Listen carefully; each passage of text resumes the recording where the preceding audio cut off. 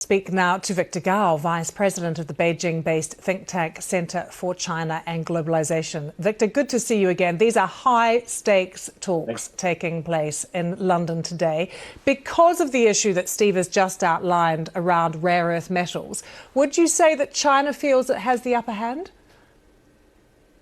First of all, China does not want to fight any trade war or tariff war with the United States. China's best hope is that rationality will come back to Washington and trade can be resumed in the normal course of business. And free trade can be protected, not only for China, but for the rest of the world.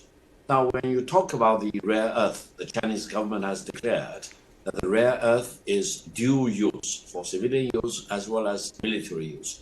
My personal reading is that China will be firmly opposed to the United States using rare earth to produce weapons which may be used by the United States against China.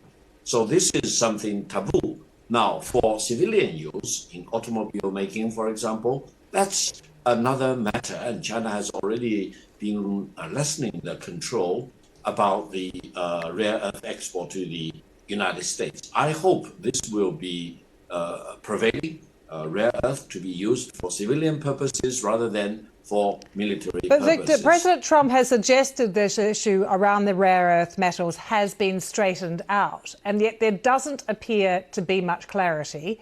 Do you think it actually has been? Like, will the flow of the rare earth metals start again to the US? How fast will it happen? What about the volume of material that is going to be released to the US? As I mentioned, China has clearly defined civilian use versus military use for the rare earth to be supplied to the United States. I don't think China views it as much of a problem for civilian use, but for military use, especially for weapons to be produced with such rare earth materials, which the United States may eventually use to attack China. I don't think anyone in China wants to supply the United States with such rare earth for military use.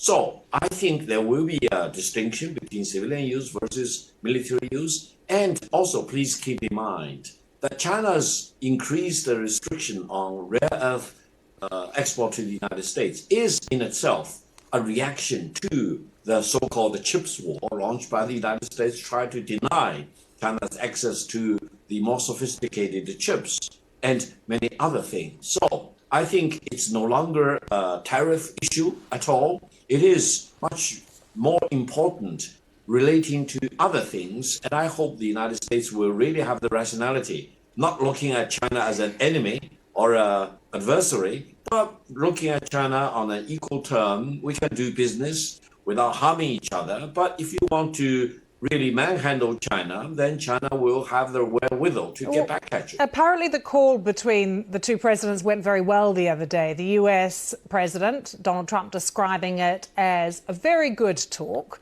How is it being portrayed in China at the moment, the relationship between not just President Xi and President Trump, but just between the two countries?